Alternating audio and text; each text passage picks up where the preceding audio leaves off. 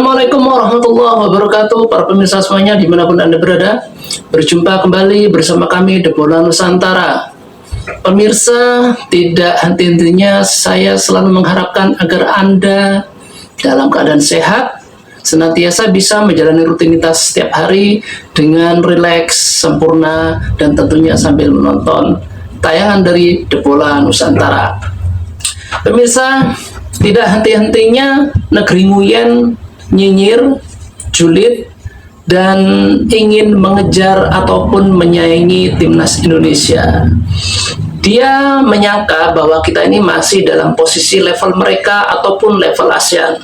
Dan ternyata tidak disangka-sangka, bekas pelatih mereka sendiri, Pak Hang-seo, menyatakan bahwa Indonesia sudah level di atas ASEAN.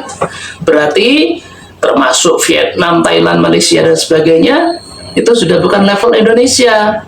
Dan ini mensyaratkan bahwasanya kita memang sudah terbukti ya, sudah masuk kualifikasi Piala Dunia yang round 3 dan mampu duduk pada peringkat 3 dan insya Allah pasti akan masuk Piala Dunia. Bangga sekali. Ini berita sangat bagus ini. Bagaimana Pak Hang-seo memaparkan semuanya keadaan timnas Indonesia. Mari kita ikuti.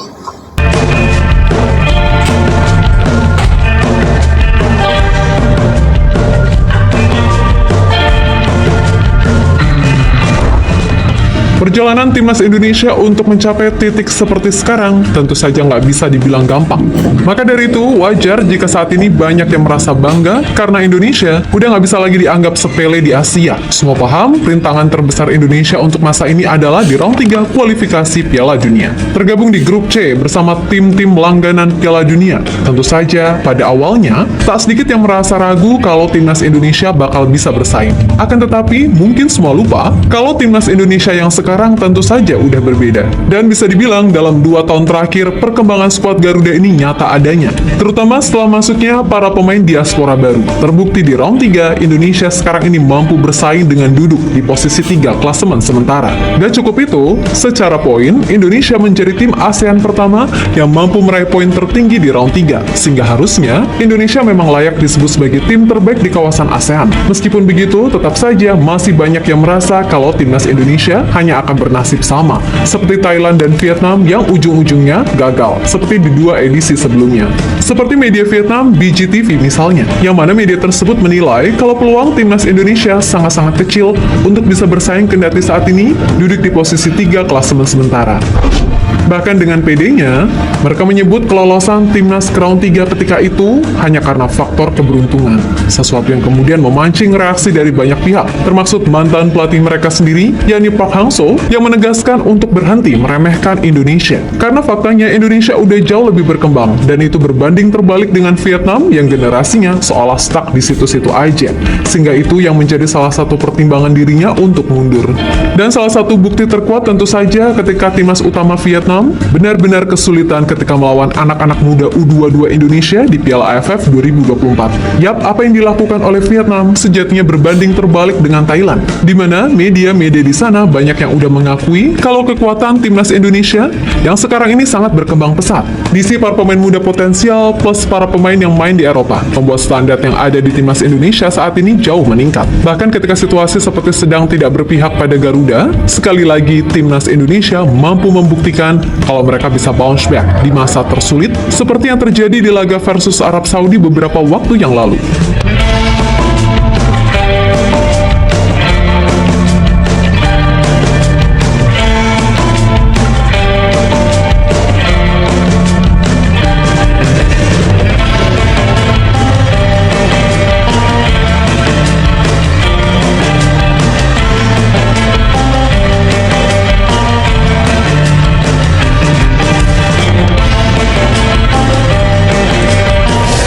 Masih teringat jelas, sesaat setelah hasil drawing round 3 keluar, seketika itu juga banyak yang langsung merasa pesimis terkait nasib timnas Indonesia. Bahkan tak sedikit yang menyebut kalau nasib timnas Indonesia bakalan seperti Thailand dan Vietnam di 2 edisi sebelumnya yang babak belur. Namun setelah melalui pertandingan demi pertandingan, nyatanya semua prediksi itu salah, di mana Indonesia secara mantap mampu meladeni tim-tim kuat seperti Australia dan Arab Saudi. Meskipun sempat terseok-seok, namun kemenangan 2-0 atas Arab Saudi di GBK pada akhirnya membuat posisi Indonesia kini mantap berada di posisi 3, serta masih berpeluang besar merebut posisi 2 andai mampu meraih hasil maksimal di 4 laga sisa.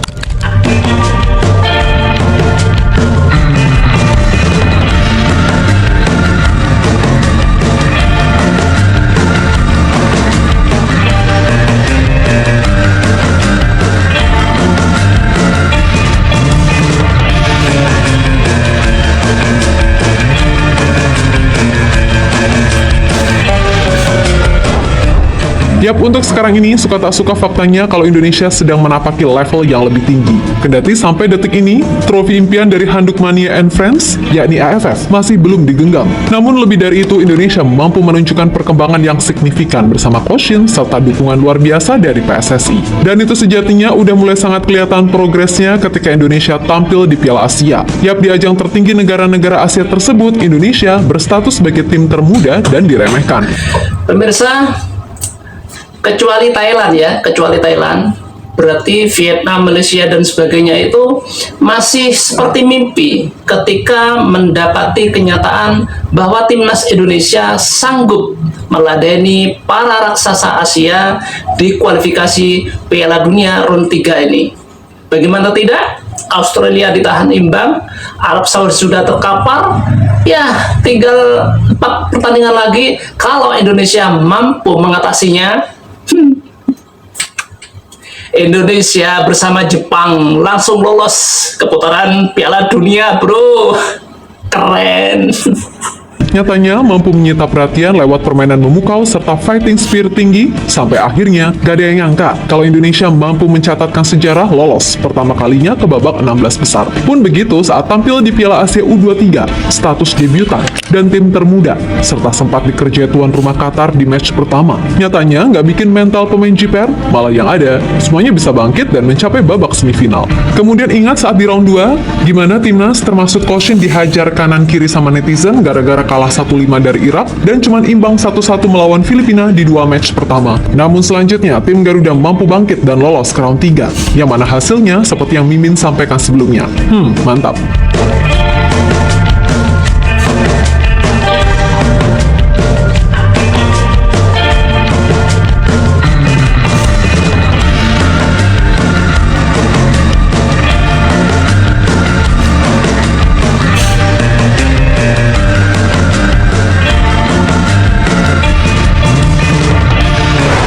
Yap, meskipun apa yang dicapai oleh timnas Indonesia sejauh ini di round 3, namun tetap saja Mimin masih menyebut peluang Indonesia untuk lolos langsung ke Piala Dunia gak lebih dari 40%. Dan untuk round 4, peluangnya adalah 50%. Tentu saja, semua itu tergantung dari kedalaman skuad yang kalau bertambah, berarti persentasenya juga nambah. Sedangkan kita semua paham, jika sejauh ini baru ada nama Ole Romeni, amunisi baru yang 99% udah fix akan jadi senjata baru Shintel. Meskipun begitu, kita harus ingat kalau sebenarnya di atas kertas, komposisi tim ini beneran sangat bisa buat bersaing, terutama di barisan belakang. Masuknya Kevin Dix dan Michel Kers jelas memiliki nilai tambah yang mantap. Tapi kembali lagi, kita tetap harus realistis dan nggak boleh over kepedean. Karena emang target awalnya adalah posisi 3 atau 4.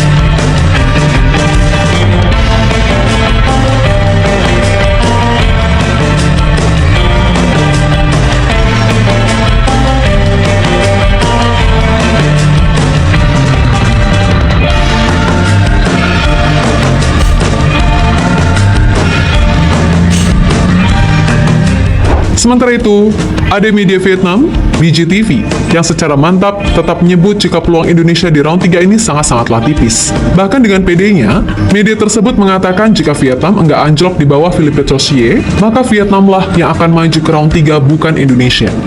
Impian Piala Dunia 2026 Asia Tenggara kini bertumpu sepenuhnya di pundak timnas Indonesia. Namun, rasanya tetap akan sulit bagi Indonesia untuk menciptakan hasil yang lebih positif dibandingkan wakil ASEAN sebelumnya. Jika melihat lagi dari putaran kedua, Indonesia beruntung karena lawan beratnya, Vietnam, mengalami penurunan dan krisis di bawah asuhan Philippe Toshie. Peluang emas dimanfaatkan Indonesia untuk meraih seluruh 6 poin dalam 2 pertemuan dengan Vietnam. Jadi, kalau saja Vietnam tidak labil dan bertahan hampir setahun, kemungkinan besar kita yang akan masuk ke putaran ketiga dan bukan Indonesia. Peluang ikut Piala Dunia 2026 bersama Indonesia hanya sebatas teori. Bunyi BGTV. Agak lain emang ini nguyan-nguyan mania. Di sisi lain menanggapi hal tersebut, mantan pelatih Vietnam Park Hang-seo menegaskan kalau tak sepantasnya media-media di Vietnam terus menjelek-jelekan dan menganggap remeh timnas Indonesia. Menurutnya, tim asuhan Shin Tae-yong telah berhasil menunjukkan perkembangan yang signifikan. Selain dengan adanya pemain diaspora, Indonesia dinilai juga cukup bagus dalam mengembangkan pemain muda. Ya, pada intinya, Park Hang-seo meminta orang-orang Vietnam berhenti jumawa. Karena faktanya, Indonesia udah jauh lebih berkembang, dan itu berbanding terbalik dengan Vietnam yang generasinya seolah stuck di situ-situ aja, sehingga itu menjadi salah satu pertimbangan dirinya untuk mundur. Dan salah satu bukti terkuat tentu saja ketika timnas utama Vietnam benar-benar kesulitan ketika melawan anak-anak muda U22 Indonesia di Piala AFF 2026. Atas dasar itulah, pelan-pelan Park mulai memahami maksud dan rencana berjangka yang dilakukan oleh Coach Shin, meskipun sejauh ini masih ada banyak pihak yang berusaha menyudutkannya. Meskipun begitu, untuk saat ini, Park menjadi orang yang akhirnya turut bangga melihat perkembangan Indonesia, dan ia juga bangga karena Shin Tae-yong yang dengan sabar mampu mengatasi segala tekanan yang ada. Pelatih Shin mampu, dan ini telah dibuktikan di masa lalu. Dalam 2 tahun terakhir, Shin juga telah membawa Indonesia menuju perkembangan yang luar biasa. Saya merasa sangat bangga dengan hasil bagus pelatih Korea di Asia Tenggara. Ucap Park Hang-seo dilansir dari Zing News.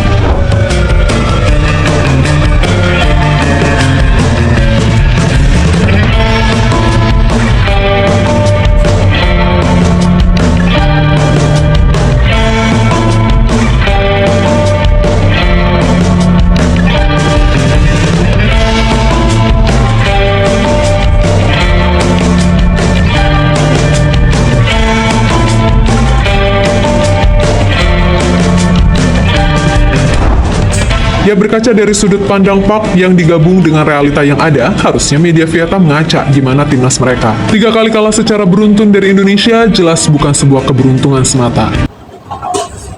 Pemirsa, kalau dipikir-pikir ya, pada penggalan berita tadi, Vietnam itu mungkin sedarah dengan Malaysia ya. Lama-lama ngeselin juga ya. Bagaimana dia kemarin tertatih-tatih ketika melawan timnas U22 Indonesia di gelaran AFF. Bahkan itu anak-anak 20 tahun ke bawah itu yang main itu. Mereka terseok-seok, cuma mendapatkan 1 gol. Itu pun di babak akhir, babak kedua. Gitu kok mau bilang yang Indonesia tuh masih belum level untuk ke Piala Dunia, yang seandainya kalau dilatih Philippe Toshie itu nggak anjlok Filipina yang masuk ke kualifikasi round 3.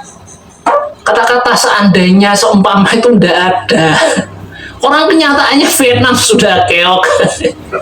Keok 3 kali menghadapi timnas Indonesia. Kok masih menggunakan seandainya, umpama. Nggak masuk akal itu sudah. Ngeselin juga. Mungkin saudara daging sama Malaysia itu ya. Udahlah, yakin kalau Indonesia meraih posisi 3-4 itu pasti sudah ada di genggaman tangan. Tapi saya tetap optimis Indonesia menduduki posisi kedua, menemani Jepang langsung masuk ke Piala Dunia. Bravo timnasku. Itulah pemirsa semuanya dimanapun Anda berada. Apa yang bisa saya sajikan kali ini, terutama Anda, semoga selalu dalam keadaan sehat sehingga bisa menjalani rutinitas setiap hari. Dan sampai jumpa di konten kami berikutnya. Assalamualaikum warahmatullahi wabarakatuh.